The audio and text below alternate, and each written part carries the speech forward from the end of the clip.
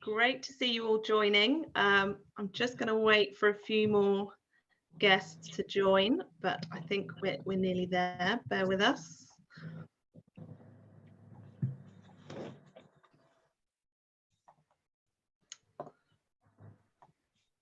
Okay, I think we're good. I think we can begin. So, happy International Women's Day, everyone. I hope you're all well. My name is Sophie Watmuff. I am a member of the Women in Racing Committee, and I lead on the Women in Racing mentoring programme, the only official mentoring programme established in racing and a key objective of Women in Racing, which remains a free benefit as part of membership. So we are delighted to be joined by all of you today as we explore today's topic around mentoring. Before we start, a few bits of housekeeping from me. We want this to be a collaborative event, so we would encourage everyone to keep cameras on if they would like to. No dramas if you prefer not to. Also, please feel free to interact using the chat box facility. We will be taking questions as we move along the session today. So if you have any questions for our panel, pop them in the chat box and we will get to them later in the session. Please do get involved.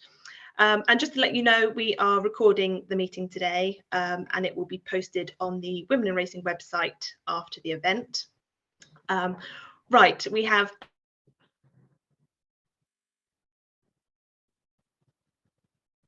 kick things off and I'll go to our first panelist. Ashleigh, I'm coming to you first. Please introduce yourself and tell us a bit about you. My name is Ashleigh Wicheard. I was a jockey once in a charity race last year, Magnolia Cup.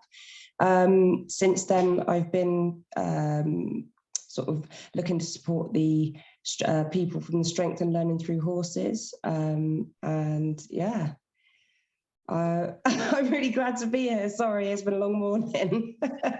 No worries. Not only a jockey in the Magnolia Cup, the winner of the Magnolia Cup, can I just say? Oh, yeah. Hey. I'm not very good at introducing myself, sorry. No, that's great. It's great to have you here, Ashleigh. Thank you very much. Right, moving on. Claire, coming to you next. Hi, thanks, Sophie. Can I just say it's also really lovely to see some faces that I remember very well from some time ago from my previous life at British Horse Racing Authority. So thank you so much for inviting me here today. It's really, really lovely. And I'm sort of, mentoring is something I'm really passionate about. My current role, I'm Chief People Officer at the England and Wales Cricket Board. And mentoring is part of our day-to-day, so really happy to sort of share or chat through with anybody on the call today, and if there's anything you find interesting or want to talk more about, give Sophie a shout, and I'm happy to have a chat after. Thank you. Great, thank you, Claire. Next up, Fran. Hello everyone, really nice to meet and see everybody. My name's Fran Boorman. I am the founder of an organisation called Goal 17. My background is in sport. I spent my youth training as a skier, so spent my youth involved in sport, but as an adult have spent my adult life working in sport. I run a company now that focuses on setting up mentoring programs with a real specialty in the sports arena. So we help manage lots of mentoring programs in the football arena, in the rugby arena, but a lot of those programs are to do with helping get more women into senior roles or just progressing through those sports. So hopefully it'll be nice to share some of the things that we've seen across the board with all of you wonderful people today. Sounds great. Thank you, Fran. And finally, Zoe, over to you. Hi, I'm Zoe Elliott. I'm Head of Careers Marketing at the BHA, so I'm responsible for the Careers in Racing brand and website and job board, and also have responsibility for a lot of our sort of racing industry workforce development projects. Very happy to be a Women in Racing mentor as well, and yeah, big supporter of everything that, all the different ways that people do define mentoring actually, but yeah, really delighted to be here today. Brilliant. Thank you very much. And thank you all for joining us today. An amazing panel, and we are very grateful for your time. So thank you. And to facilitate our session today, I want to hand over to our host, Dena Merson, who will be our host for this session and will help us explore our theme for today. What is the role of mentoring in helping horse racing innovate over the next 10 years? Dena, over to you. Hey, thanks, Sophie, and thank you, panel, for turning up today with snow and everything along those, and also all the participants. Some of you I can see and some who I can't, but a lot of familiar faces, and good to be here. For those of you who don't know me, I'm a leadership coach specializing in development. Simply Racing is my team in the horse racing world, and we specialize on a number of projects around development. And in terms of mentoring, I was lucky enough to be asked about 11, 12 years ago now to develop a program for women in racing. And this is what we've seen. And I think over 100 people have gone through the program. And what's exciting is that a lot of the people that came on the program in their 20s are now in leadership positions in the sport, and are also in positions they want to be in the sport, whether they're leadership or not. And I think that's very important to denote about mentoring.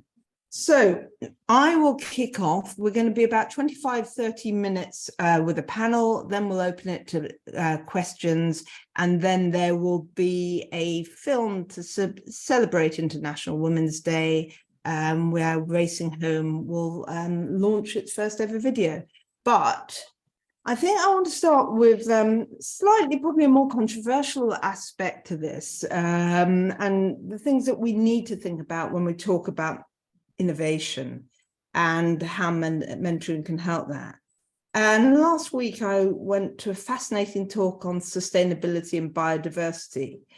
And as it struck me as I looked around the room in terms of sustainability and human diversity, there's a slight contradiction in terms in that 5 of the panel, in fact the whole panel, were all 5 white middle-aged men, and actually there wasn't one non-white person in the room, and yet I was sitting in the middle of the East End, and I asked myself, how could this represent sustainability in a wider sense?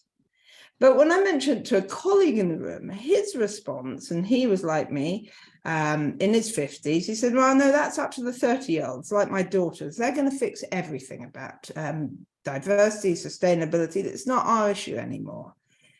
And this I found inherently disappointing, because I think, as an older generation, it's as much our responsibility, and we can't abdicate the responsibility to make meaningful change for the generations that come after.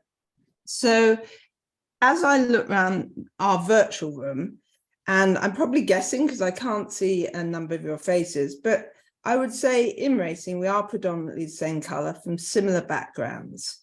And this is going to have to change. And how do we do this from a mentoring perspective? And it's one thing we can address. But a modern mentoring program first has to look at its mentors.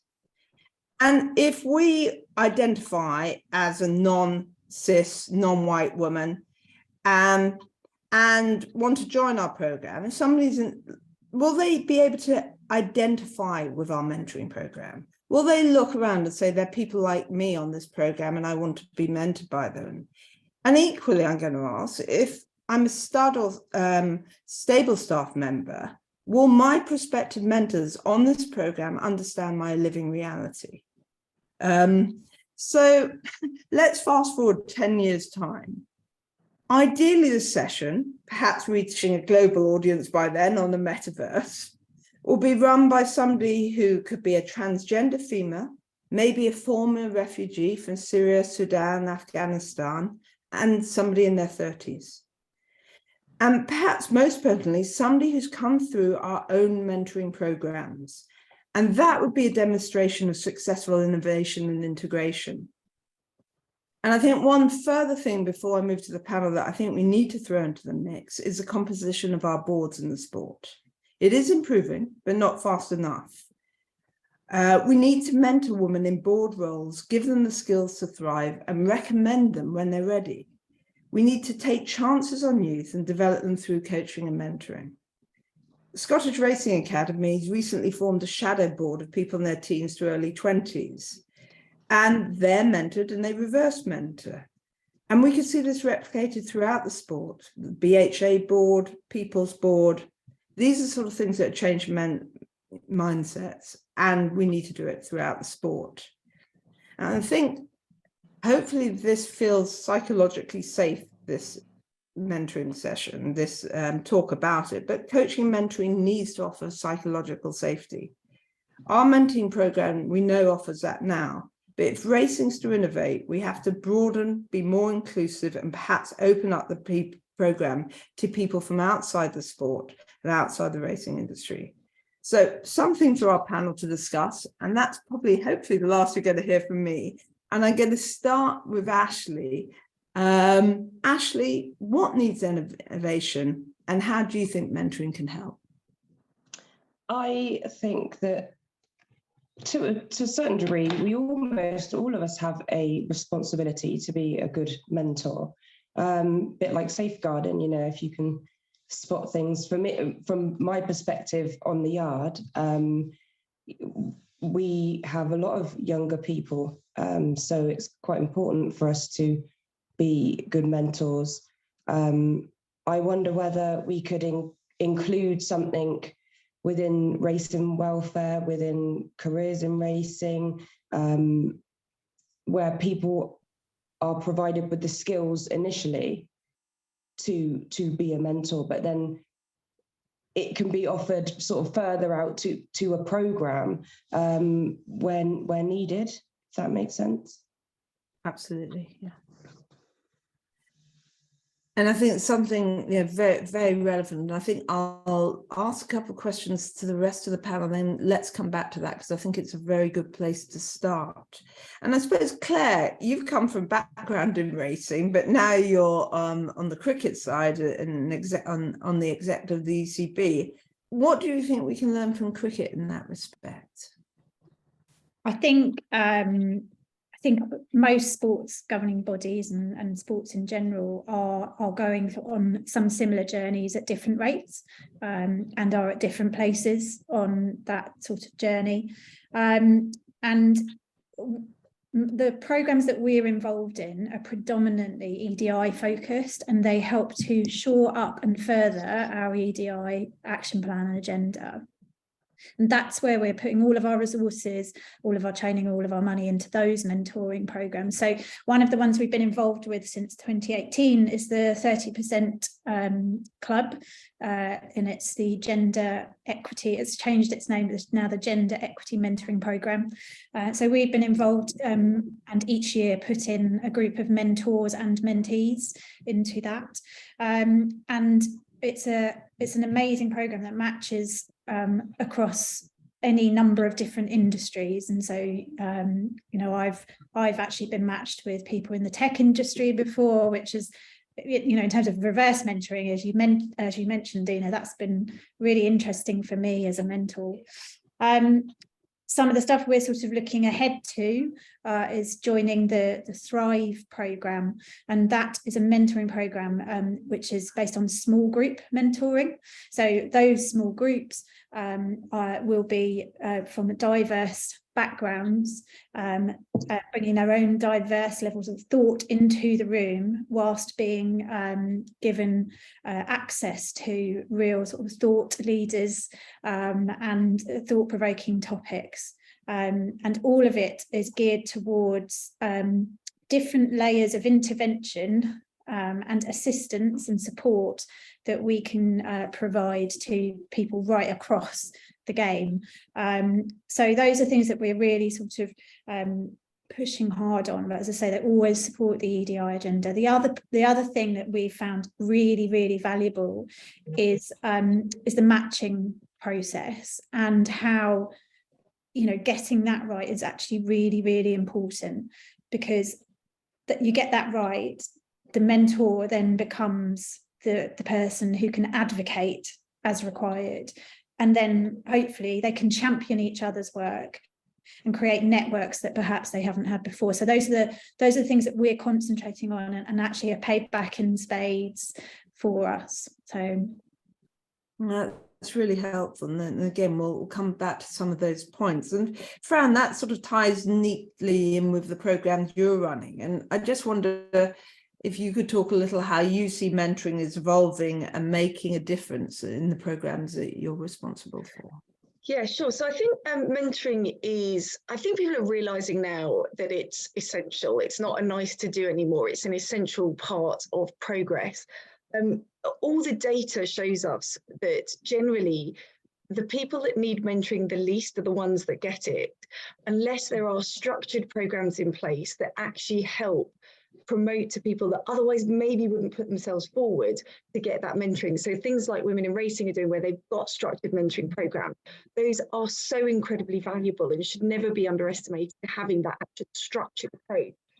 With that approach, what we're seeing in terms of innovation in the mentoring space is people are starting to take a more structured approach to even how they do it. So making sure that mentors receive some sort of training, using technology. Claire, you mentioned about matching. How can there be technology that helps to facilitate that? How can we use technology to help understand the effectiveness of those mentoring relationships and continually improving it? So I think there's a whole piece around innovation in technology, but also in what the mentoring is for. We've been through quite a turbulent few years. So yes, mentoring is always going to be about career progression. It's going to be about sharing our networks and our access to information, but also sometimes it's going to be about building up people's self-esteem more than maybe it was before, building up people's support systems around them, so that and especially what we see in programs where we're trying to develop women into leadership roles is giving them the belief in themselves that they can do this, as well as the network and the contacts to do that. So I think that's massively important. Claire and Dena, you've both also mentioned reverse mentoring. Dena, I would love your gentleman that you spoke to at the event to be reverse mentored, because I'm sure that might help him enlighten. So it is always that two-way process. So that reverse mentoring can really help open up people's eyes. There is a bigger divide in the way that generations see the world at the moment. Again, loads of data supporting that. So actually, again, when you bring people together that from different backgrounds, whether that be different cultural backgrounds, different age backgrounds, different gender backgrounds, all of those kind of things, when you bring them together, there's a real opportunity then to make our whole workplaces more accessible, our sports more accessible, because people get to see that different side. So I think those are the key things, that using technology, understanding that it's this more holistic and structured approach to mentoring, but also understanding that it's definitely that two-way process and everybody can learn from it. Absolutely essential. And again, actually, I've realised this should have been a 3-hour session because we could run with so many of these ideas. But Zoe, what are you seeing from the sport that gives you hope of innovation, mentoring's role in that, and also what are you not seeing? And what are your thoughts generally on what you've heard? Yeah, I mean, there's a few things from the discussion already. I mean, I think it's I think what's really encouraging from the sport at the moment is that they are, sort of collectively, there's so much more happening where networking can happen and where other people's opinions are being taken into account. I think we are really working hard to be more inclusive, and I think when that happens, that makes it sort of opens up those mentoring opportunities. And I think Fran's point is really important about structured mentoring, but I think sometimes the first step of people becoming comfortable with mentoring is actually just building a rapport and a connection with someone else who may be able to be that mentor, and getting comfortable with those sort of relationships with other colleagues, and then you may be able to step into that more formal mentoring space. The other thing that I think is really important, Dena, just picking up from your opening as well, is I think we have to get comfortable with our differences, and I would like to see that people don't want to look for someone like them to be their mentor, but actually look for someone different. And that's where the growth can really happen for both sides of the relationship. And I think the relationship is two-sided. So again, that just points to the importance of any of our diversity and inclusion work. And I think that's the bit where racing has really got to start working a little bit harder, so that we have just a broad opportunity for mentoring to be happening in a really diverse environment, because I think that's the key to growth. And Ashleigh, at the beginning of this, you talked about programs and how you felt, again, careers in racing and racing welfare, they needed to institute programs, and again, structured programs. And I know it's something that we're trying to do at the moment through Racing Home, which will come on at another stage. What do you think the people you're working with want from a mentoring program? What would help them the most? I think it's just support. I think being given a bit of confidence. You know, a lot of these people they're not living close to their families, so it's a sense of belonging. You know, on a lot of racing yards, I'm sure there are real good family sort of family feel, you know, and we're lucky enough on this yard that we've got a really nice feel to the yard, but still some of the young people, they still need support. And I think if more people had the skills to mentor, I think everywhere in racing would be that little bit happier, and you know, then the young people would feel they could do the same for the next. It's sort of like you pay it forward. And I think interesting, that's a really good point, because on the programme, and funnily enough, the first programme we ever did, and it's something a few of you will have heard me say, that we originally had, we got 20 people from, within the sport, senior women across the sport, and asked them to mentor. And we asked how many of them had been mentored, and out of the 20, only 2 had been. And that's one of the things we really wanted to change. And actually now we're seeing the sport, a lot of people on the screen, but also have come through our programme, and they are now mentoring. And that gives me greater pleasure than seeing that.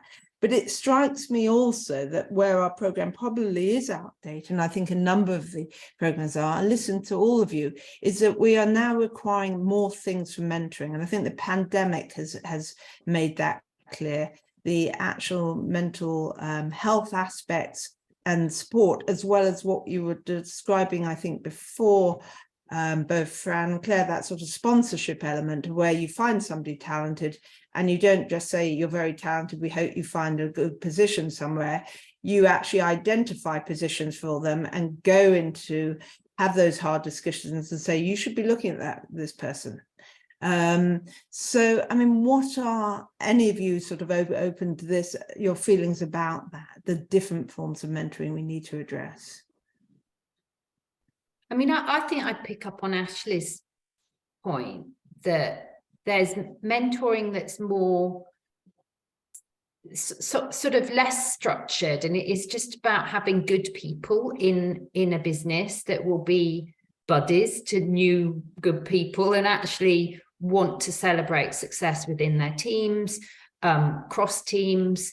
You know, there's nothing more powerful, and maybe I can say, particularly as women, to celebrate other women and to reach out to them and give them support. And that's a very, you know, informal type of mentoring, just celebrating other people and saying, I think you did great at X. You know, if you ever want any, you know, more tips on this, that and the other, but, you know, give me a shout. And actually we often say to people coming through our development program, you know, reach out to people, ask for their help, ask for advice, and they often don't do it. And that surprises me, because actually in racing, people do want to help. They do want to see people do well. So there's that informal side of let's just all help each other more. And then I think the formal side, which Fran is probably more equipped to respond to, you know, it has its place as well. I think you're spot on, right with that. So yes, and I think one thing to say about kind of a structured and formal mentoring program, it does still have that sort of organic flow to it. So although it might be structured, it doesn't have to be, you know, we're just going to focus on your career goals. And I think in answer to your question, Dena, about, you know, where should we, you know, should it be the sort of the sponsoring, or should it be the kind of supporting somebody's emotional journey? In my view, good mentoring is probably both, and it's meeting the mentee with where they're at. So a good mentor, we use in our training, we talk a lot about something that we call the mountain analogy, where we say that a mentee is going to climb a mountain. Now, that doesn't mean you carry them up on your back. You're not there to necessarily push them up. What you do is to be at base camp on support, talking them through it. Now, they may be climbing the same mountain as you, they might be climbing a different one, they might be going up the same route or a different route, the weather conditions might be different, everything could be different. But what they need is to know somebody's at base camp and can support them. And some days that might be, actually, I need you to help get me some resources to, you know, get me a Sherpa to help me up and do it. But other days it might just be to be on the end of the phone and be going, you've got this, you can do this. So helping a mentee understand, even helping them understand what they want, because majority of our mentoring partnerships, when we bring people together, often the mentee doesn't even know is where they even should be going. So sometimes that's the first part of the journey, but then the next part is actually helping them understand where can they then get the support. And that could be that sponsoring element. It could be, do you know what, I just don't seem to get in front of the right people, get those opportunities. Or it could literally be, I just don't believe in myself. I don't believe I'm the right kind of person. I'm the fit.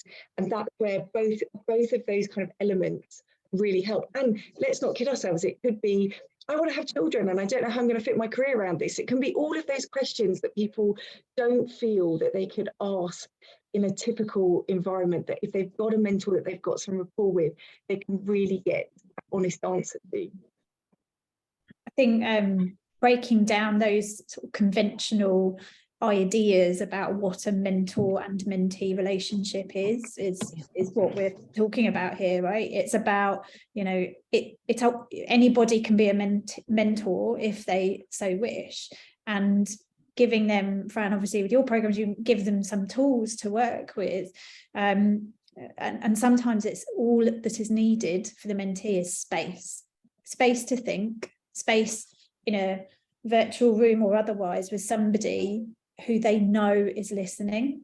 And I think if you can create something that allows for that, then everything will fall into place and the relationship can be successful. Often it's just that listening. Somebody is actually listening to me. It sounds really simple and really basic, but we all know how hard active listening can actually be.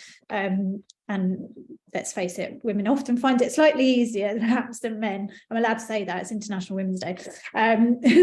But I think there's some of those things we can do, and you know, I certainly see in people in HR, creating that environment and that space for people to have those relationships, it is essentially all I need to do.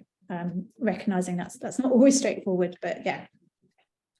I think it's also important as well to make sure that the mentors are able to debrief, because, you know, there could be times where they're dealing with, it could be someone suicidal. You never know what a person's going through.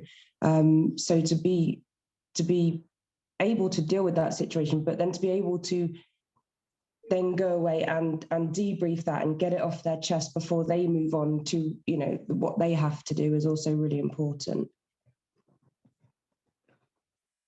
I think that, and again, I think that's interesting, because at the beginning we did quite rigorous about training our mentors to know, and I think when they're out of their depth, and yeah, and that has become especially relevant over the last 3 years, because I think when people mentor, they also feel, I have to know how to do this. And they don't. They might be good at their role, but they might not have worked with people before. And also, they might be a bit of a rescuer. And therefore, they feel that if somebody says, well, I'm feeling really very, very low, and I think, well, I can help, it's my job to help them out of it. And it's, well, if you're not qualified to do it, no, it's not. And it's knowing your limitations as a mentor. You touched on that, the sort of tools and the modern apps and tools, and again, looking forward into the future. What are the more useful ones of those that any of you have come across and would recommend? I actually think you kind of touched on it there, Dena, particularly actually to your point about you know, some of the difficult things. Having a signposting toolkit that somebody knows they can, if for instance, to your point, Ashleigh, if somebody does say, I'm really struggling and I don't know where to go, the mentor, we hope, will have in their pocket a list of things or places to show them where to look for the professional help. It doesn't mean they can't be there for them, but that professional help is so important, and as you said, Dena, shouldn't be carried by the mentor. Mm-hmm. So I have to sort of say, with a disclosure, we're actually developing our own platform purely because we tried lots of other ones and got immensely frustrated. What I think, one of the things that I think is quite important through any kind of technologies, yes, there's things around matching, there's things about record keeping, making it easy for people to book appointments and managing it. But one thing that we have always done, whether that be on our own technology or other people's technology, is pull together groups of mentors and mentees, so cohorts of mentors and cohorts of mentees. And that speaks really to Ashleigh's last point around, you know, how do we look after the mentors as well? And also, what do the mentors get out of it? And when, other than obviously the obvious and the satisfaction, but pulling together a cohort of mentor through some form of technology is massively beneficial. And same with the mentees, because you get them then networking amongst a group, which again expands everybody else's networks so they can help their mentees better. They get a lot out of it. And exactly the same with the mentees. And we see a lot of groups of mentors and mentees actually start to champion each other, to support each other, to push each other forward. And that effect of pulling together the whole cohorts through technology is massively beneficial. I think what I'd like to what I'd like to see maybe in the future is that you've got your trainers, your assistant trainers, your head lasses, head lads, or head person, sorry, qualified safeguarding level 3, because the chances are they are employing children. So if you're in a senior position in that role, I believe you should be safeguarded to level 3. They can then, you know, select certain staff members that may be a good fit to to work alongside people that might be struggling. And from there, if those people think actually this young person could do with, or you know, not necessarily young person, but this person could do with a bit of extra support outside, maybe somebody could be faceless, because it could just be a phone call, or somebody else. And then that way the mentoring comes into the official program, then is used, but then there's a real process throughout the whole, you know, from top to bottom. So then, like I said, everybody's responsible to a certain degree. Mm. Sophie, I'm just aware that we should perhaps be opening up to questions. So can I let you lead off with a couple of? Yes, please do. And we've had a brilliant question in from Di, so thank you, Di. What are the panelists' thoughts on whether women are over-mentored and under-promoted?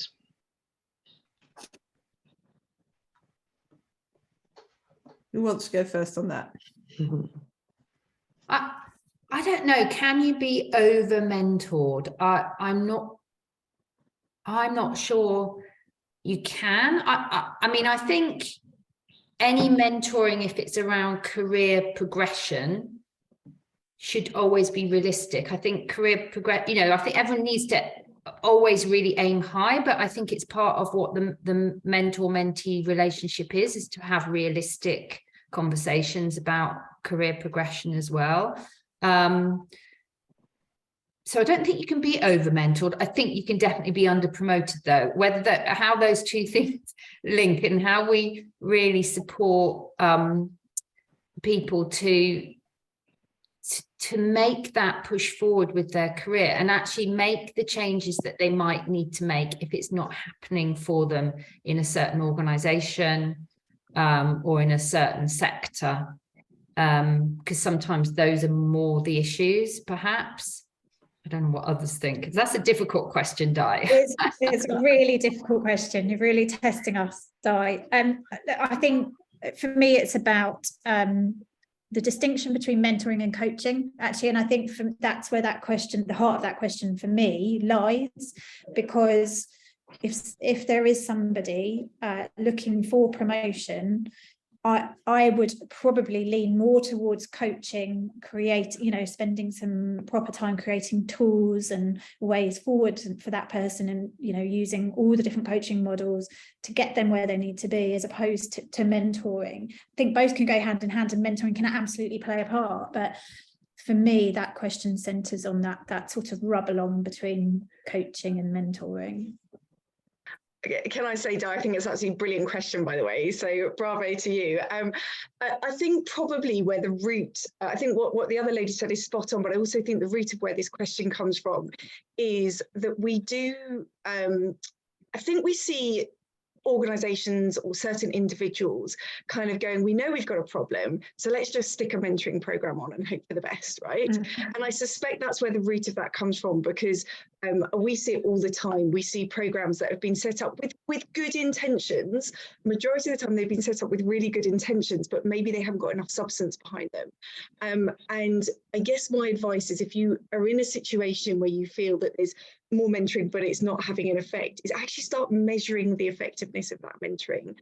We do a lot of work with different organisations around understanding actually what is the impact of that mentoring. Is it making a difference? Because when you start to actually see the progress that's being made, or dare I say, if you don't see there's enough progress to be made, you can start to call out, well, what is going on here?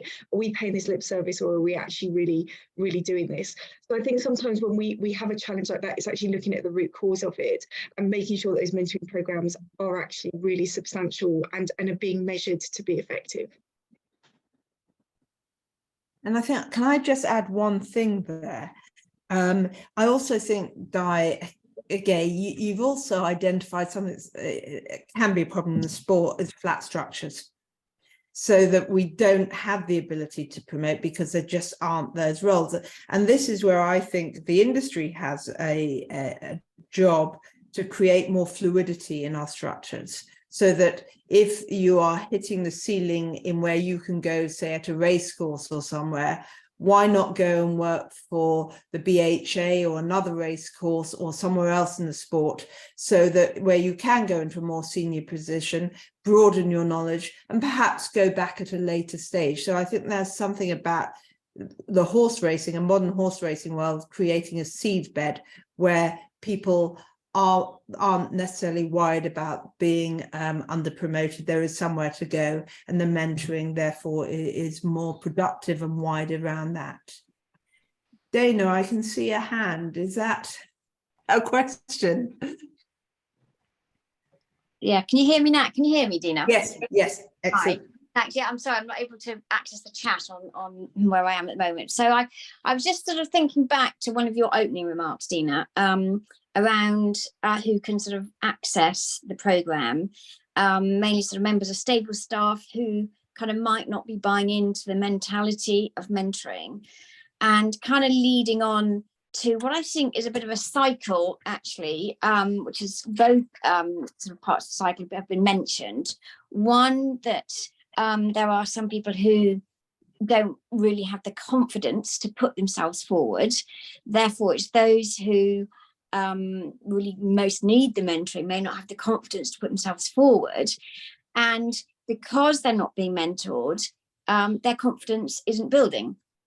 So that becomes a sort of a cycle of not accessing the mentoring, therefore not improving in their own sort of confidence and awareness.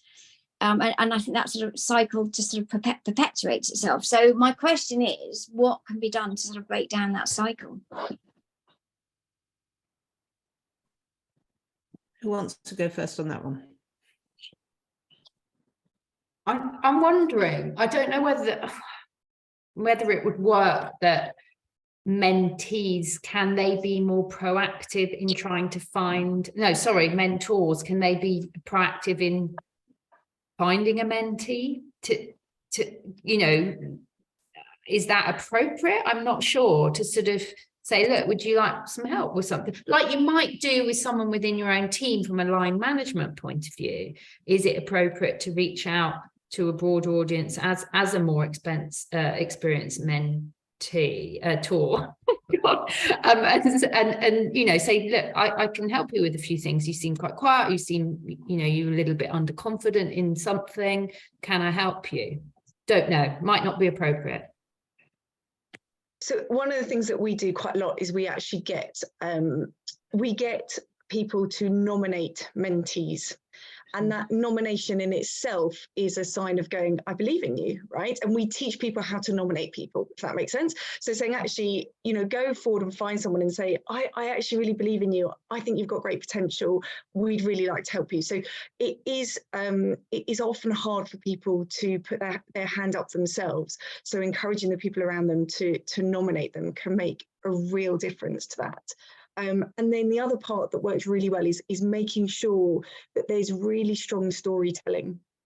And again, from the very day one, we're talking to both mentors and mentees saying, look, we're so pleased that you're here, but actually, can you pay it forward from day one and start sharing your mentoring journey with other people, however you do that, whether that be talking to people, whether that be on social channels or whatever, but encouraging people from the beginning. Sort of there's this expectation that your way to pay this forward is to start sharing and create this ripple effect. And always making sure with every program that's run that there is that storytelling. It goes back to that kind of data, to understanding the effectiveness of it, but also gathering not just the quantitative results, but the qualitative results of actually, let's tell people stories. What difference has this made? That could be something tiny or it could be something massive, but making sure that we tell those stories. And then what happens is more people see people like them and go, oh, well, maybe that is for people like me as well. So it starts to create this momentum where you can then get lots more people that maybe otherwise wouldn't have put their hand up coming forward. I really like that idea of storytelling. And I think it's also, to tell your own story, because just because we might be at a stage where we are mentoring people, it doesn't mean we've got it all sorted out. We will still be working on things. And it's that bit of vulnerability, isn't it, to say, well, we've all got something we're trying to improve or grow at, because maybe that's a bit intimidating for people. Yeah, so I think the storytelling is a really, really good concept. And you're spot on there, Zoe, actually, about that vulnerability. Whenever I mentor, I usually tell about my journey and say, when I went into the workplace, I kind of bummed out of every job that I went into until I was given a mentor. And that for me was the game changer.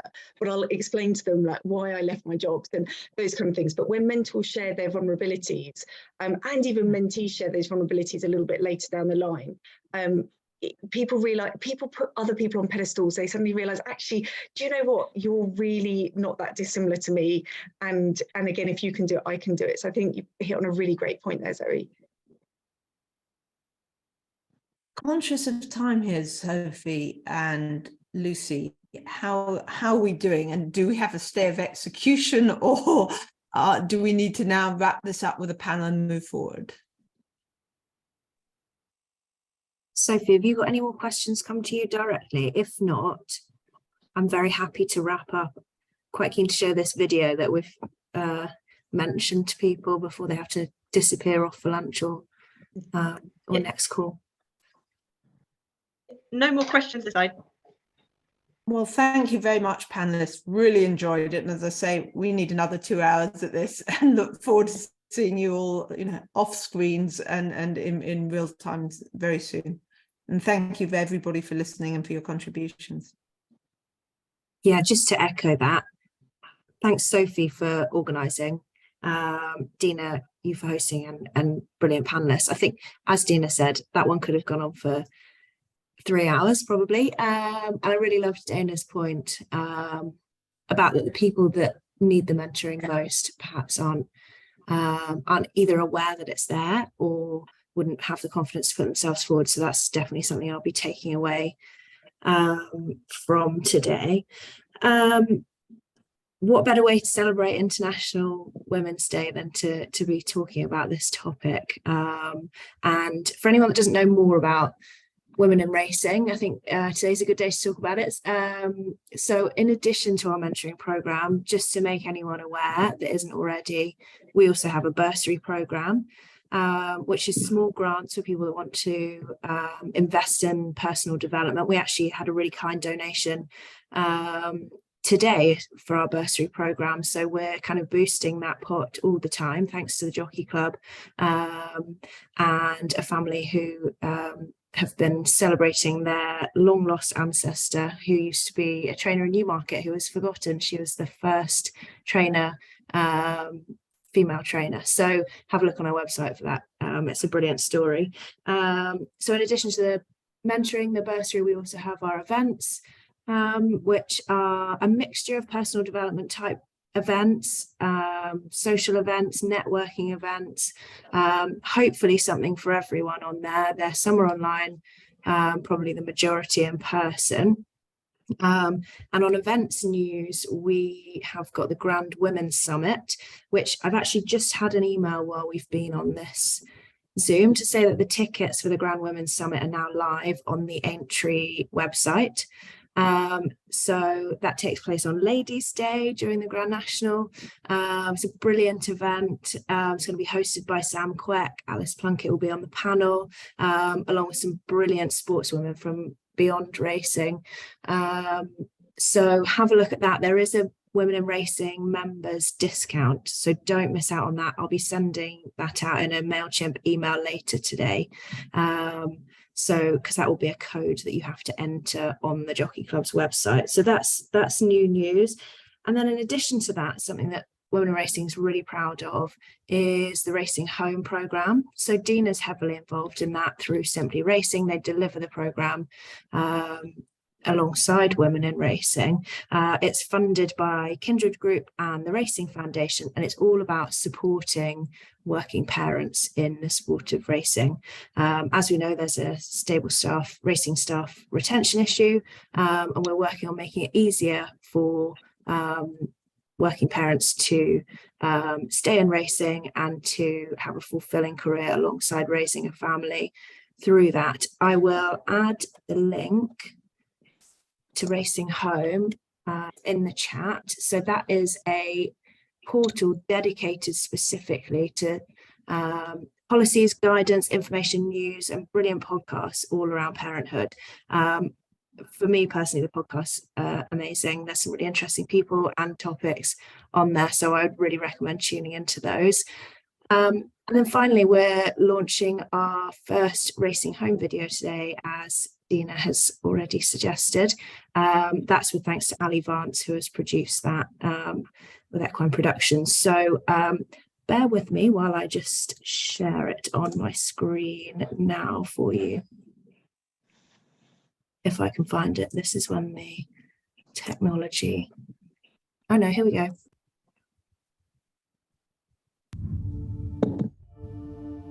As a mother, a working mother who was striving to return to a career that I loved, I felt so alone. I felt very alone. Prior to my being pregnant, I never could envisage how I could make my role work and how I could work within the industry, therefore, if I had a child.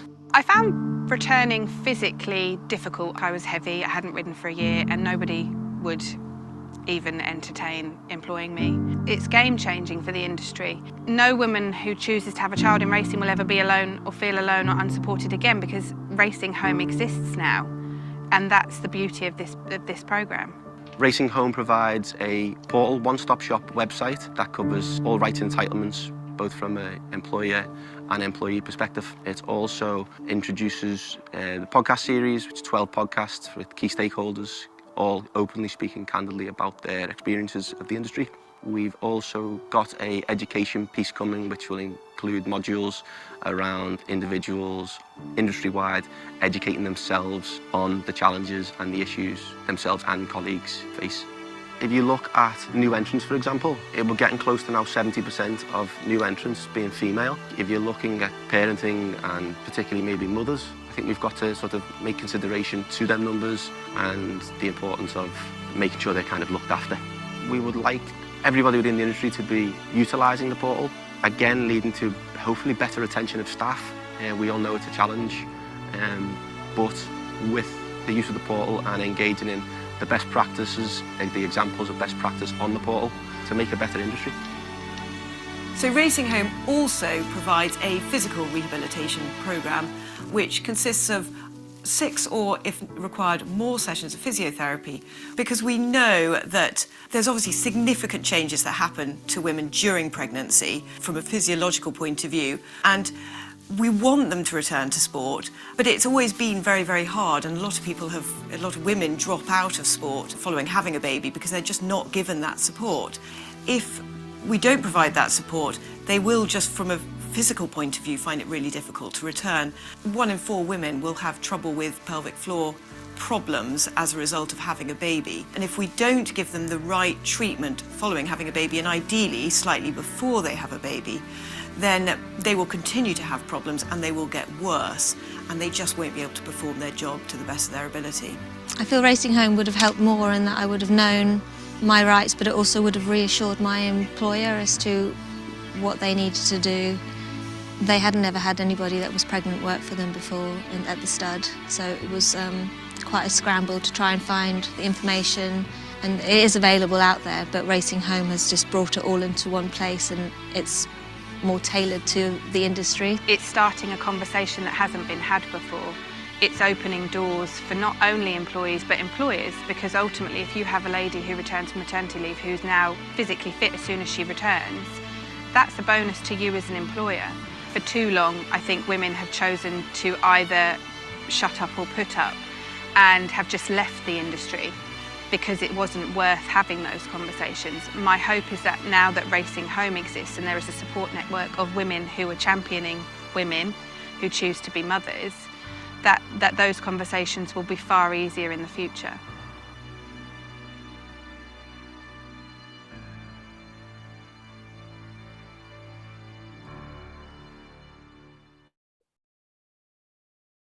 Hope you enjoyed that.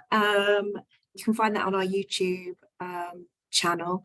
And finally, for anyone that wants to find out more about the mentoring programme, get involved, all you have to do is be a member of Women in Racing, log into your members area and apply using the online mentoring forms. That will go through to Sophie, and she will pick up the phone to you and have a chat about the next steps and go from there.